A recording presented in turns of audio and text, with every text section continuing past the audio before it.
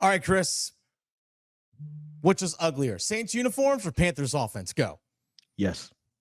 That is the correct answer. That is the correct answer. Congratulations. You've scored more points than the Panthers did today. There it is. 28-6.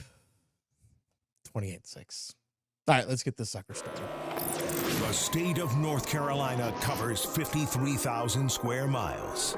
It is the habitat of the feared Carolina Panthers. Get dialed in, Panthers fans, for an in-depth look at your team, exclusive interviews, locker room insight. Let's huddle up for Panthers Playbook. Here are your hosts, Dennis Cox and Chris Lea. Welcome back to another episode of Panthers Playbook. That's Chris Lea, Dennis Cox here with you, talking about another just gross Panthers game today. 28-6 loss at New Orleans. Before we get into the game, make sure you smash the subscribe button and leave your thoughts and comments on this game. And let us know if you're starting to feel a little bit of apathy, because I'm sure a lot of Panthers fans are maybe feeling that a little bit right now. Because I think, Chris, Panthers fans moved past anger and frustration to the point of like, you know what? Whatever at this point. I'm gonna be real, man. If it weren't my job for the television station or for this podcast to watch this game, like old Chris, I would have been done a couple of weeks ago. Oh, I don't blame you. Literally, like I'll check my phone for the scores, go back to my piece, and watch something else, and we'll pick back up in the off season. Chris, I got a Christmas tree, and I was gonna put it right here behind me and set it up, but I didn't want to disrespect my Christmas tree like that when we were discussing something this ugly, because my tree is beautiful. It's not even decorated yet. Good thing you can't see mine in my setup. Anyway, again, so final score of this one, 28-6. And there's nothing about this team right now, about this franchise, that gives you any sort of like a glimmer of hope for the future. Nothing right now. Here's the thing that I think we've seen. Here's the thing I think is kind of interesting though with all of that. If you didn't watch the game, and if you just went back and you were just kind of like, oh, the Panthers lost 28-6, let me just go to watch some of the stats and see what happened. Like, oh wait, the Panthers had more first downs. Oh, okay. The Panthers had more total yards, but almost 100. Oh, okay. Panthers had a better time of possession. Oh, okay. Passing, only 11 yards difference in the Saints' favor. Panthers outrushed them by over 100. Wait, what is going on here? Panthers only had 4 penalties. And then you look at the turnovers. And then you also look at the fact that when you actually watch the game, you can even be right there at the goal line.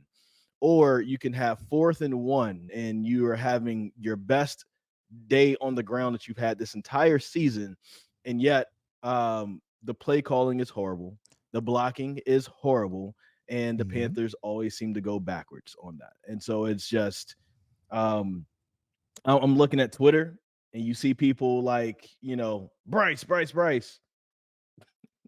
again. What do we say on this past Thursday? Seriously, you watched? I just don't know how you watch this game and say, man, Bryce. I will say this. I will say this. That was probably Bryce's worst game, in all honesty, because there are a lot. I think it was one of his worst ones. And he's had some bad ones. I think it's one of his worst games because there are multiple times, especially on deep corner routes, that he underthrew. And he underthrew a couple times to Thielen, underthrew one to Chark as well. And then there's a pass that went into the end zone that he threw behind Sullivan. So he was a little bit behind on some of his throws. I knew he had one that was behind on Mingo as well. So the deep corner routes, I know especially, were underthrown multiple times today. And that was a little bit concerning to me on those passes specifically. I was like, like that, like I'm trying to think. It was like one, it was like a 4th down, like late in the first half. They decided to go for it, which I was like, heck yeah, go for it. It's 4th down. Who cares about the season? You should go for it on 4th down. And they threw the deep out route, or the deep corner route to DJ Chark, and he underthrew it. I'm like, that needs to get out to the sideline. Like, Chark had a step on his guy. Like, that needs to be out to the sideline. Underthrew it. Thielen caught one where he had to like slide and like, because it was kind of like low and behind him. Like, those passes have got to be out a little bit further. So that's something that did concern me a little bit about Bryce today, is that the accuracy and stuff wasn't there. But I mean, overall, this team stinks. Like, must that's be the watching thing. a different game. What, what those balls were underthrown? I guess I'm watching a different game to think that this is one of Bryce's worst performances. I guess I'm watching a different game, because I saw a guy who, again, was running for his life, who also used his legs, probably had his best running performance. Oh, his best rushing. I'm had 40 yards to keep the chains moving on several occasions. And then when you have an offense that has been 10 yards come back for the entire season, and then all of a sudden Frank Reich is going, and now you want to go deep for somebody who hasn't been used to going deep, and also somebody who's also continues to have pressure, can never get his feet set. The balls are going to look different. And also, like, I think any NFL game that you watch, there's going to be some guys who are going to go deep and they're not going to connect. I mean, that's why going deep is a risk in general. Oh, yeah. So I didn't see any other, to me, I didn't see anything from Bryce that I wouldn't have seen from another winning quarterback or any other winning franchise. Like, I guess I'm kind of confused on like how any of this still comes back, because if he really was that bad, then, the backup will be in here. Andy Dalton would be playing. And I don't see it. I really don't see it. Now, are there rookie mistakes? Are there throws that he probably wish he would have had back? Yes, that's every quarterback. What quarterback is perfect? And I think we're at this point now where things are so bad, where now everybody just naturally wants to just pile it on everybody, when like legit, like everybody's not the problem. Everybody's not the problem. So I guess I'm just not sure. Maybe I'm watching a different game, but I'm still seeing a guy who's under duress, who has no receivers who can get open, and who made the same throws that any other quarterback on the run or under pressure would have made. But I mean, that's just me. It's even the ones who, when he's not under pressure, it's like there's some balls that were thrown behind, some balls that were thrown short, and I was just kind of like, he didn't feel like he was as accurate today. Now, did you see the Tommy Tremble? Under pressure, sometimes he's under pressure and he puts the ball in the right spot and it's dropped, or the defensive back makes a great play. I get that. But today it just seemed like he was a little bit more off than normal. Did you see the Tommy Tremble play where, I guess, first off, bad play call. So that's one thing. So which Tommy Tremble play are you referring to? Where Tommy Tremble, I guess they were going for it on, I think it was a 4th and 1. Okay. And Tommy Tremble is the receiver that he's going to, and Tommy Tremble slows up and then realizes, oh snap, he's throwing me the ball and he has to hurry up. And so then on Twitter, you go to Twitter immediately and like, oh, he overthrew Tommy Tremble. At what point do we forget about what the receiver's responsibility is in getting these catches? You know what I'm saying? And so like, you don't have chemistry with these guys all season long. And then you go back and you look at this type of stuff where, one, is a bad play call. You're rushing the ball pretty well. Let's just keep it on the ground. But then secondly, your guy is slowing up, or you hitting guys. What about the times where he's hitting guys like legit in the hands and they're dropping it? Like, we're not talking about that. We're talking about the same throws that in just a little bit. I mean, as we're recording, we're going to have Patrick Mahomes play. He's going to miss some guys, and that's Patrick Mahomes. He has 2 Super Bowls, and he's considered the best that's out right now. There's just some that are just like that, and to me, I didn't see this horrible game from this guy, and like, what could he have done? Like, to me, if Bryce Young wasn't in that game, this looks a lot worse. Like, let's not forget who we had playing for us last year. And with the same team, the same wide receivers, this will probably look a lot worse than what we had last year. That's just me, though. I don't know. I guess I'm watching a different game than everybody on Twitter. Well, here's the thing. Bryce can have a bad game, but everyone else can still have a bad game too. Like, that's the thing. Like, so I think they've been having bad games. They've had 13 bad games. Well, like, everyone's had a bad game this season. This whole team has, because they've sucked this entire year.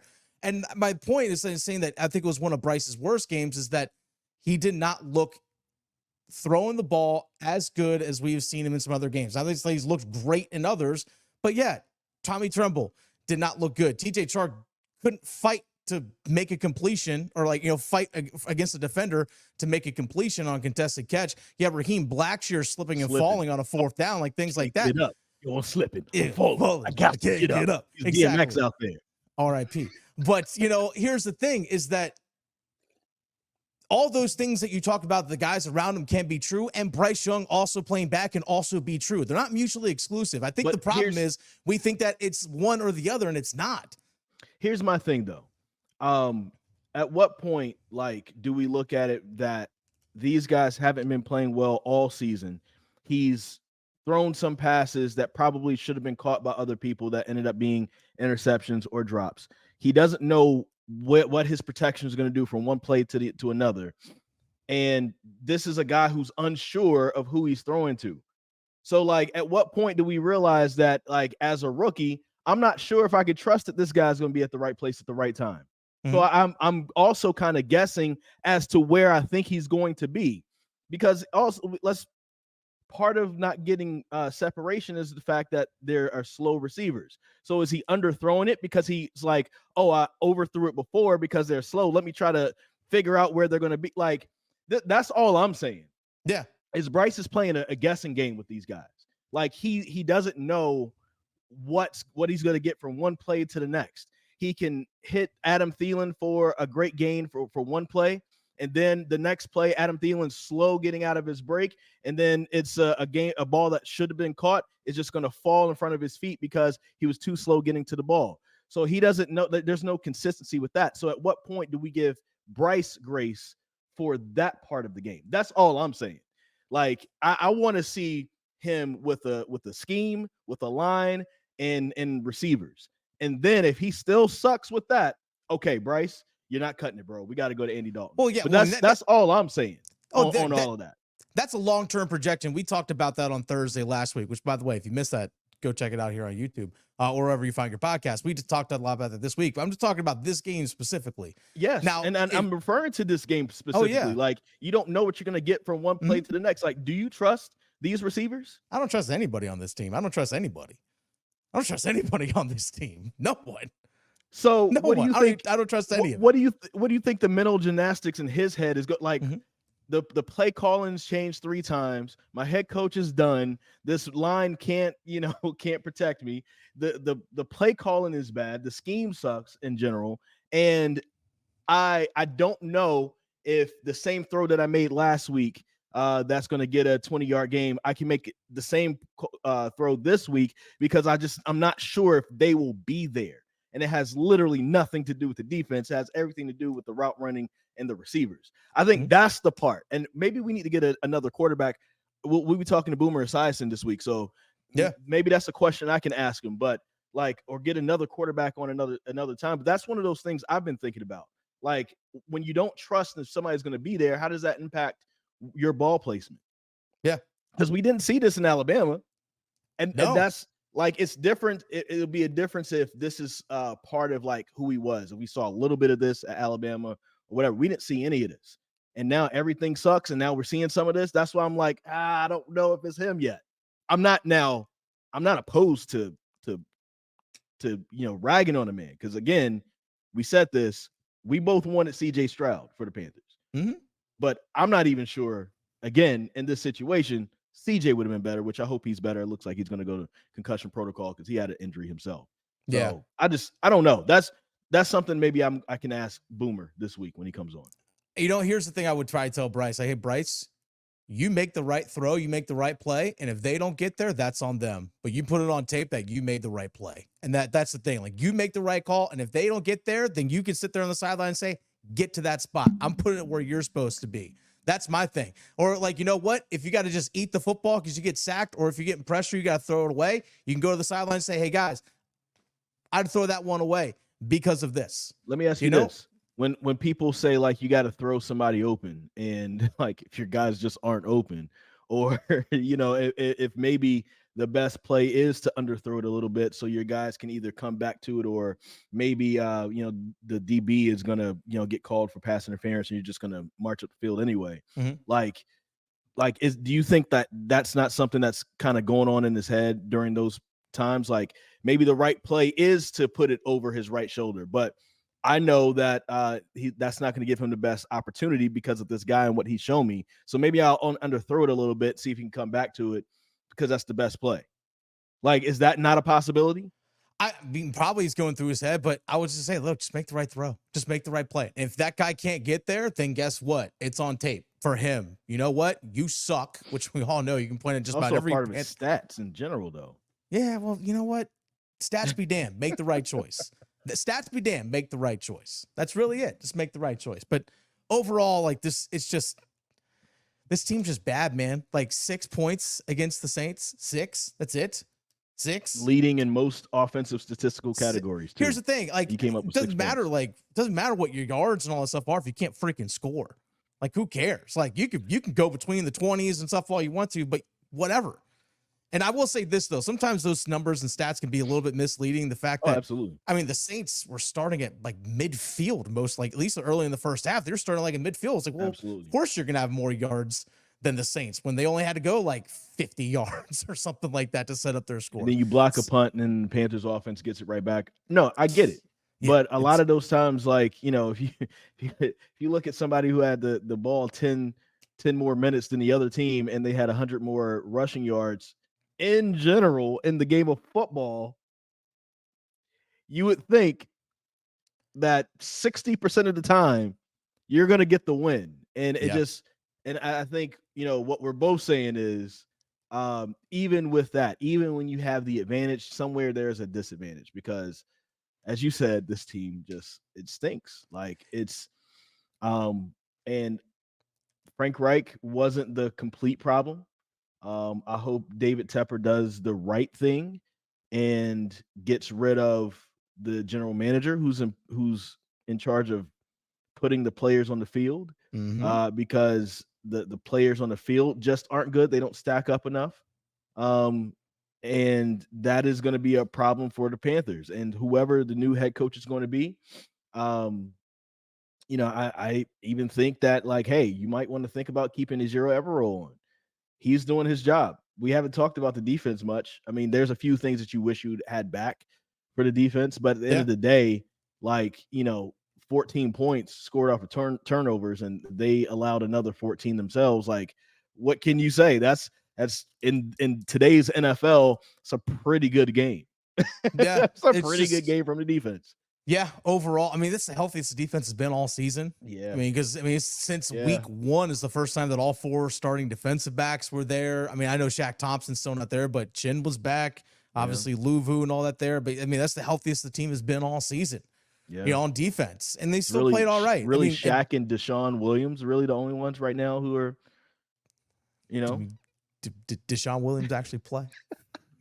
I mean, he didn't play today because, you know, but yes. But yeah, I mean, I know he suited up, but did he actually play? And some of those other games, it's this whole season's really been a waste. This whole season really has been a waste. And I will say this, and we can wrap up on this, was that we talked about before the season. You and I talked about this even back in April after the draft, is that the success of this season is all about the development of Bryce.